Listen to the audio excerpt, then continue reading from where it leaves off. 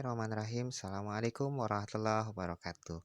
Alhamdulillahirrahmanirrahim. Kita bersyukur pada Allah Subhanahu wa Ta'ala yang telah memberikan kita kesehatan dan semangat sehingga kita bisa bertemu kembali di pembelajaran agama Islam kelas 8. Baik anak-anak sekalian, di hari ini apa sih yang akan kita pelajari? Eh, yang akan kita pelajari adalah pada kesempatan ini kita akan mengevaluasi ya. Kita akan evaluasi apa sih yang sudah kita pelajari di bab 2. Kemudian kita Mister akan berikan kira-kira pencerahan tentang evaluasi yang ada di bab 2 di buku paket kalian. Itu yang pertama kali. Kemudian kita akan masuk ke bab ketiga. Bab 3. Jadi kita akan mencoba melihat peta pembelajaran apa sih gambaran yang akan kita pelajari di bab 3. Nah, pada yang pertama kali yang akan dilakukan, kita akan membahas tentang evaluasi bab 2. Kita akan mulai sekarang dengan menyebut nama Allah. Bismillahirrahmanirrahim. Baik, kita mulai membahas evaluasi bab 2 yang bisa kalian buka buku kalian, cari di evaluasi bab 2. Ya, kita mulai dari pembahasan 10 nomor awal yaitu pada pilihan ganda. Kita lihat dari nomor pertama. Pertanyaan adalah salat apakah yang salatnya minimal 2 rakaat dan tidak terbatas gitu ya. Apakah ada salat yang tidak terbatas? Itu kan pertanyaan pertama gitu ya. Tapi kita lihat bahwa sekurang-kurangnya 2 rakaat. Di antara 4 pilihan yang ada satu sholat yang bisa dilakukan dengan 1 rakaat, yaitu sholat witir. Sehingga sholat witir kita bisa hilangkan. Kemudian sholat istikharah, meskipun di sini ada lingkaran, saya jelaskan bahwa istikharah itu jumlah rakaatnya adalah 2. Jadi tidak mungkin istikharah ini adalah jawaban dari pertanyaan pertama. Tinggal yang tersisa adalah apakah sholat tarawih dan sholat tahajud. Sebenarnya antara sholat tarawih dan sholat tahajud itu bukan dua sholat yang berbeda, sebenarnya satu sholat yang sama gitu ya. Hanya saja tarawih itu adalah nama yang diberikan untuk sholat yang dilakukan di bulan Ramadan. Pada hakikatnya dia sama merupakan sholat tahajud juga. Nah, mengenai berapa jumlah rakaat dari jumlah sholat tahajud ini ada ikhtilaf di kalangan ulama. Yang mendasarkan pada dalil ya dari riwayat Aisyah mengatakan bahwa Nabi Shallallahu Alaihi Wasallam itu sholat hanya terbatas 11 rakaat saja gitu, jadi tidak lebih dari 11 rakaat begitu lafaz hadisnya. Sehingga ada yang mengatakan pendapat bahwa jumlah rakaat sholat malam atau sholat tahajud itu dibatasi 11 rakaat ya. Meskipun ada riwayat lain mengatakan bahwa bisa lebih dari itu. Dan ada juga yang berpendapat bahwa jumlah rakaat sholat tahajud itu tidak terbatas. Baiklah, untuk soal satu ini kita ambillah sementara pendapat mengatakan bahwa jumlah sholat tahajud itu tidak terbatas. Ya. Meskipun pendapat yang lebih kuat mungkin akan kita lebih baik membatasi pada 11 rakaat. Kemudian yang kedua, waktu sholat tahajud yang paling baik adalah jadi kita diberikan alternatif 4 pilihan ini. Yang manakah yang paling baik? Yang jelas adalah waktu sholat tahajud itu dimulai dari selepas kita melakukan sholat isya hingga batas waktunya adalah sebelum kita melaksanakan sholat subuh atau azan subuh berkumandang. Tapi dalam banyak ayat-ayat dikatakan bahwa dalam hadis juga dikatakan bahwa yang waktu yang dianjurkan untuk melakukan sholat tahajud adalah sepertiga malam yang terakhir gitu ya. Kalau kita merujuk pada pilihan-pilihan yang ada sepertiga malam yang terakhir, maka kita akan lebih cocok jawabannya adalah dari tengah malam setelah tidur ya, bagian B. Kemudian nomor 3. Oke, pertanyaannya adalah teman-temanku sedang melakukan sholat duha. Yang aku lakukan adalah, jadi pertanyaan ini untuk mengantarkan kita, pemahaman kita apakah sholat duha itu bisa dilakukan berjamaah atau dilakukan secara sendirian gitu ya. Jadi apakah ikut sholat berjamaah bersamanya atau ikut di sampingnya tapi sholat sendiri, atau cukup memperhatikan saja, jelas kita tidak ini bukan pilihan. Yang bagian D, tidak ikut sholat jelas bukan pilihan. Jadi pilihannya adalah antara A dan B, gitu ya. Tapi yang paling tepat jawabannya adalah yang B, ikut sholat duha tapi tidak berjamaah, karena sholat duha lebih baik dilakukan secara sendirian. Kemudian masuk ke nomor 4. Nah, ini pertanyaan nomor 4 adalah berkaitan dengan sholat rawatib atau sholat yang mengiringi sholat fardu, baik sebelum maupun sesudahnya. Nah, kalau sebelum itu disebut dengan qobliyah, kalau sesudah disebut dengan ba'diyah, gitu ya. Tapi yang ditanyakan adalah sholat apa namanya, maka kita mengatakan bahwa sholatnya adalah sholat rawatib, yaitu sholat yang mengiringi sholat wajib. Kemudian nomor 5. Di sini pertanyaan adalah ada berapa macam sholat rawatib, gitu ya. Rawatib itu ada macam, gitu ya. Jadi kalau kita lihat pilihan-pilihan yang ada, nah kita kalau secara hukum pertanyaannya macam sholat rawatib secara hukum, maka ada yang muakkad dan ghairu muakkad, gitu ya, secara hukum. Tapi kalau pertanyaannya adalah secara macam, maka jawabannya adalah qobliyah dan ba'diyah. Maka menurut Mister, pertanyaan ini perlu di-clearkan lebih jelas sehingga kita bisa memilih mana maksudnya. Jadi bisa C, bisa D. C, kalau misalnya pertanyaan adalah secara hukum, dia terbagi menjadi muakkad dan ghairu muakkad, yang sangat dianjurkan dan biasa-biasa saja. Atau kalau dilihat dari kapan waktu pelaksanaannya, maka kita bisa jawab ya ada yang qobliyah yaitu sebelum sholat wajib, dan ba'diyah setelah sholat wajib. Kemudian nomor 6. Melaksanakan sholat hari raya Idul Fitri dan Idul Adha hukumnya adalah kalau fardu ain itu adalah kewajiban yang melekat pada diri individu. Jadi kalau tidak dilakukan dia berdosa. Kemudian fardu kifayah adalah kewajiban yang melekat pada satu kelompok. Jadi selama ada yang sudah melakukannya, maka kewajiban itu gugur. Maka jawaban yang paling tepat adalah sunnah muakkad, karena sangat dianjurkan, karena bagian dari syiar. Bahkan wanita yang haid saja diperintahkan, sangat didorong untuk ikut ke lapangan meskipun mereka tidak boleh sholat ya. Kemudian pertanyaan nomor 7. Sholat tarawih ada yang 8 rakaat, ada pula yang 20 rakaat. Dalam pelaksanaannya selalu diakhiri dengan sholat witir. Jelas ya. Sholat tasbih itu sholat yang tersendiri, tahajud sholat yang tersendiri, sholat hajat juga sholat yang tersendiri. Maka di sini adalah pengiring dari sholat tarawih adalah sholat witir. Itu sholat yang dilakukan dengan jumlahnya ganjil. Kemudian nomor 8. Ketika sholat tarawih berjamaah, bacaan Al-Fatihah pada setiap rakaat dijaharkan. Dijaharkan itu artinya dibaca dengan keras, karena memang ada imam dan ada makmum. Biasanya begitu kan. Jadi imam ini dan dilakukan pada malam hari. Karena itu dia biasanya dijaharkan, dinyaringkan suaranya, gitu ya. Jadi kalau dilihatnya adalah tentu saja jawabannya adalah keras. Nomor 9. Hikmah apa yang bisa kita dapatkan dari melaksanakan sholat sunnah? Tentu saja jawabannya di sini adalah gampang sekali, karena satu-satunya jawabannya benar adalah yang A ya. Kemudian nomor 10. Cara mengerjakan sholat sunnah sama seperti sholat fardu. Ya, ini sudah sepakatan bahwa sama. Ya, kecuali yang berbeda adalah sholat gerhana ya. Gerhana itu ada 2 sujud, dua rukuk dalam setiap rakaatnya. Baik sama bacaan maupun rakaatnya berbeda adalah tentu saja wudhu itu semua sama, karena wudhu itu syarat sah ibadah. Bacaannya masih sama, sujudnya masih sama, maka niatlah yang berbeda.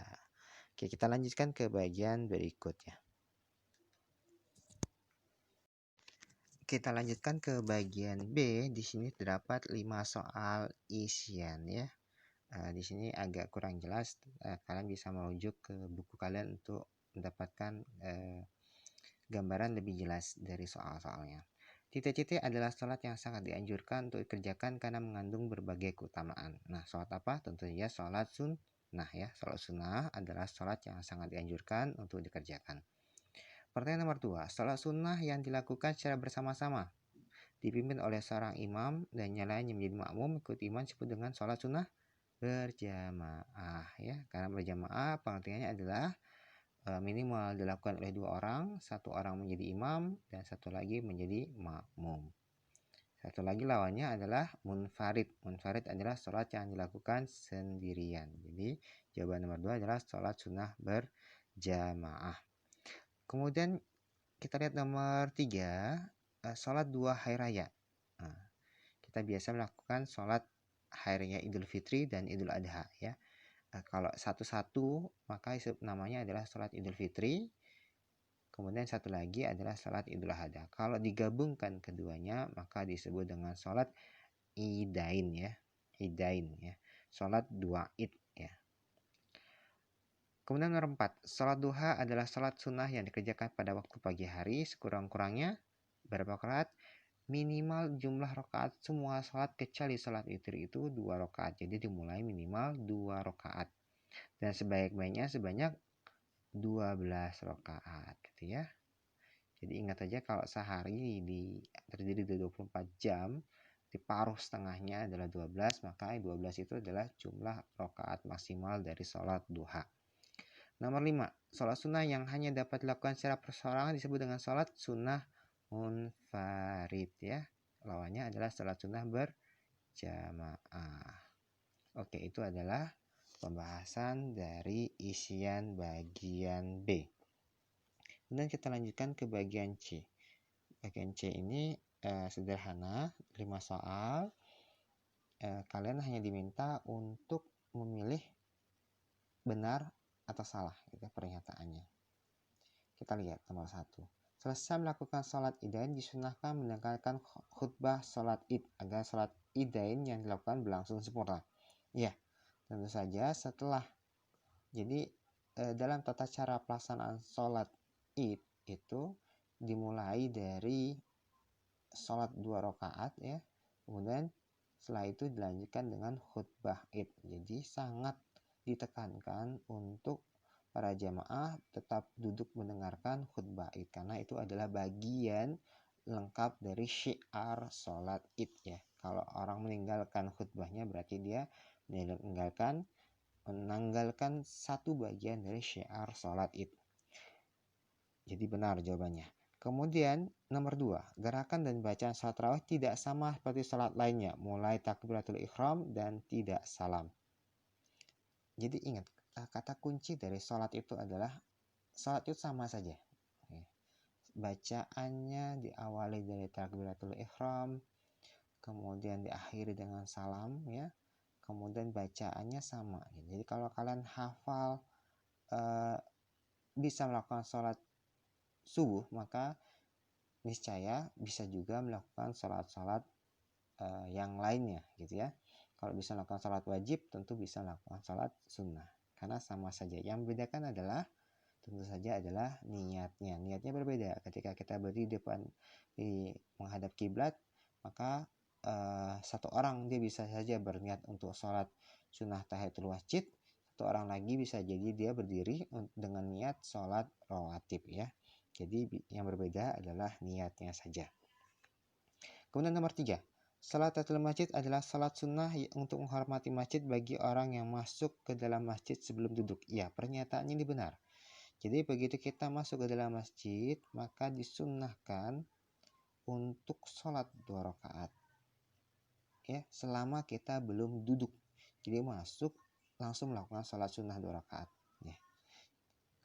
Kalau misalnya kita masuk dan kemudian duduk, maka hilanglah masa kesempatan untuk sholat tahiyatul masjid. Tahiyatul masjid adalah sholat untuk menghormati masjid.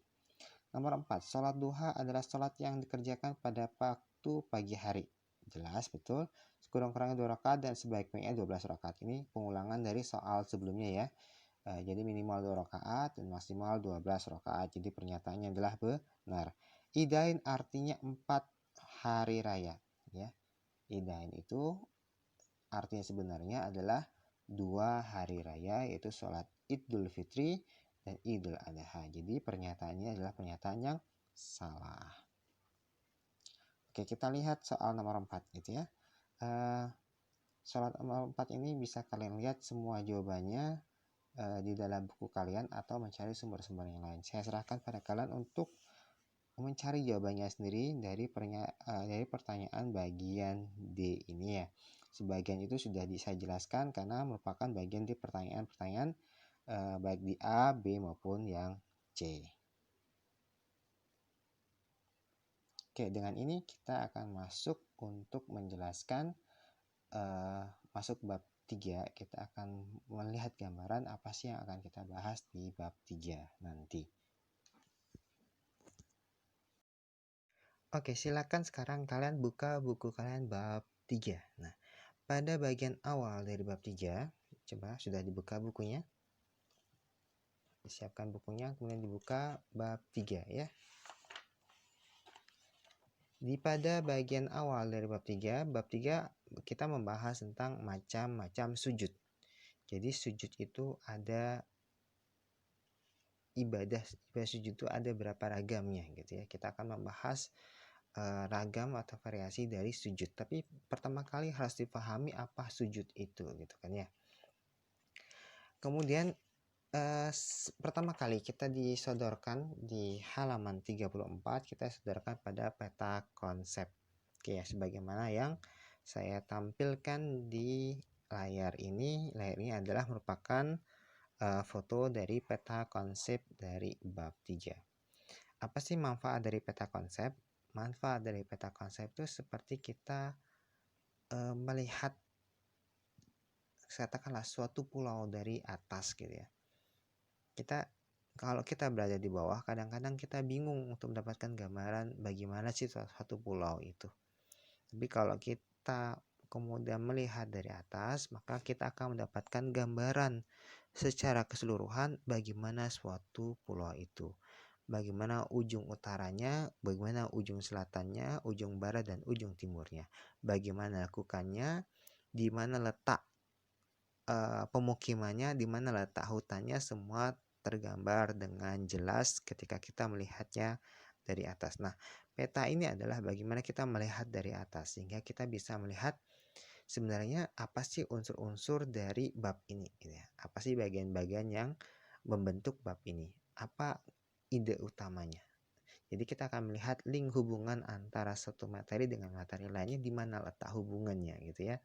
Sehingga kalau sudah begini, maka tatanan kita, pemahaman kita terhadap satu materi akan tersusun dengan rapi. Ibaratnya kalian itu punya catatan yang banyak. Kalau kalian catatannya tidak rapi, maka bingung mencari menyusun catatan dengan baik dan benar. Jadi peta itu seperti laci-laci. Ada laci A, B, C, D, E, F, G, H, I, J, K, dan seterusnya gitu ya. Jadi kalau misalnya kita sudah letakkan tema tentang apel misalnya di laci A gitu. Tema tentang anggur di laci B. Jadi tidak mungkin ciri-ciri anggur tercampur dengan ciri-ciri apel karena kita sudah letakkan pada lacinya. Jadi di sini ada laci-lacinya. Anggaplah di sini tiap tulisan ini adalah laci-lacinya dan ada laci yang berhubungan langsung dengan laci utamanya gitu ya. Jadi laci pertama adalah macam-macam sujud, kemudian ada 3 laci lain yang berhubungan dengan macam-macam sujud, yaitu laci sujud syukur, laci sujud sahwi, dan laci sujud tilawah. Dan di bawahnya ada laci-laci lain yang berhubungan dengan macam-macam sujud tadi. Ya. Jadi peta konsep ini sangat bermanfaat bagi kalian untuk menguasai suatu materi. Seringkali kalau kalian sudah menguasai peta konsep, bukan kadang-kadang, tapi seringkali kalian tidak butuh lagi belajar secara mendetail, membaca detail ketika diperlukan. Kalian cukup memahami secara mendalam peta konsep ini. Peta konsep yang di buku kalian boleh kalian coret-coret, kalian tambahkan dengan catatan-catatan kecil sehingga begitu kalian lihat kalian langsung paham bab ini tentang apa gitu ya. Oke, kita membahas tentang macam-macam sujud. Sujud itu apa sih ya? Kalau kita bayangkan sujud itu, maka yang terbayang adalah sujud ketika sholat ya. Nah, kita semua melakukan sholat, maka kita tahu bagaimana melakukan sujud. Jadi ada bagian-bagian dari tubuh kita yang harus tersentuh oleh lantai atau tanah ketika kita sujud, gitu ya. Kalau dalam sholat ada bagian-bagian dari tubuh kita yang harus tersentuh dengan lantai atau tanah tempat kita sujud. Kalau satu bagian saja tidak tersentuh, maka tidak sah sujud itu ya. Apa saja bagiannya? Bagian dahi itu harus menyentuh lantai atau tempat sujud kita. Kemudian ujung hidung itu harus tersentuh gitu ya. Kemudian telapak tangan, ya, telapak tangan itu harus menyentuh, jadi tidak boleh dibalikkan telapak tangan itu. Kemudian apalagi lutut kita harus menyentuh lantai atau tempat sujudnya. Kemudian ujung-ujung jari itu harus menyentuh tempat kita sujud. Nah, satu bagian saja dari anggota tubuh ini tidak menyentuh, maka tidak sempurna sujud kita itu. Semuanya harus tersentuh gitu ya. Jadi itu adalah sujud. Jadi kalau disebut sujud, maka sujud yang benar adalah sujud yang semua anggota yang harus tersentuh dengan lantai ini tersentuh lah ya dengan tanah. Jadi sujudnya sama. Kalau meskipun ini ada variasi, ada sujud syukur, ada sujud sahwi, ada sujud tilawah, pada hakikatnya bentuk prakteknya serupa ya dengan apa yang kita lakukan dalam sholat, dengan anggota-anggota tubuh yang mengenai lantai atau tempat sujud itu. Jadi kita akan membahas sujud yang di luar sujud sholat gitu ya. Di luar sujud sholat, tapi ada sujud yang dilakukan dalam sholat ya. Di antara tiga ini ada sujud yang dilakukan dalam sholat, tapi dia bukan merupakan bagian dari sujud dalam sholat yang maksudnya sholat, misalnya sholat zuhur gitu. Jadi bisa jadi ada sujud tambahan dalam sholat ya, tapi dia bukan merupakan bagian dari sujud dalam sholat itu sendiri gitu. Jadi dua sujud ini dilakukan, satu sujud dilakukan di luar sholat, dua sujud bisa dilakukan di dalam sholat, satu sujud bisa dilakukan di luar sholat dan di dalam sholat, satu sujud lagi sebenarnya bisa juga sama di dalam sholat dan luar sholat, tergantung ketentuan dan syarat-syarat berlakunya gitu ya. Yang pertama kita bahas adalah sujud syukur ya. Jadi sini jelaskan di bagiannya sujud syukur adalah tanda terima kasih atas nikmat Allah Subhanahu wa taala. Jadi kalau kita mendapatkan kabar gembira, maka kita disunahkan untuk melakukan sujud syukur gitu ya. Dijelaskan lagi sujudnya satu kali, kemudian pelaksanaannya di luar sholat. Sudah jelaskannya tadi ya, pelaksanaannya di luar sholat. Kemudian kita akan nanti detailnya ada di dalam bab 3 ini. Kemudian kita lanjut ke sujud sahwi. Sujud sahwi adalah adalah sujud dilakukan saat kita melakukan kesalahan atau kita duga kita melakukan terjadi keraguan-raguan dalam sholat, apakah ada yang tidak kita lakukan dalam sholat itu ya. Jadi sujud sahwi adalah sujud kita untuk semacam mohon ampun atas kesalahan yang terjadi dalam sholat itu. Sujudnya dilakukan 2 kali ya, sama seperti kalau kita sholat dalam rakaat pertama itu ada 2 kali sujud, maka kita melakukan sujud sahwi itu 2 kali juga. Di sini jelaskan bahwa pelaksanaannya di luar sholat. Sebenarnya kurang ini ya. Petanya ini kurang. Sujud sahwi itu ada yang dilakukan di dalam sholat ya, sebelum salam. Ada juga yang dilakukan setelah salam gitu ya. Sujud sahwi itu. Ini kurang catatan petanya. Nanti pembahasannya lebih dalam ada di dalam bab. Dan yang tiga adalah sujud tilawah. Tilawah itu adalah membaca Al-Quran. Jadi sujud ini jelas berkaitan dengan bacaan Al-Quran. Jadi di dalam Al-Quran, di antara 130 juz itu ada beberapa ayat-ayat yang termasuk ayat sajadah. Gitu ya. Ada ayat-ayat sajadah, ayat-ayat yang menggambarkan bersujud kepada Allah Subhanahu wa taala. Jadi sebagaimana diajarkan oleh Nabi Muhammad SAW, tatkala kita membaca bertemu dengan bacaan ayat sajadah ini, yaitu tentang sujud kepada Allah Subhanahu Wa Taala, maka disunnahkan untuk sujud pada saat itu, gitu ya.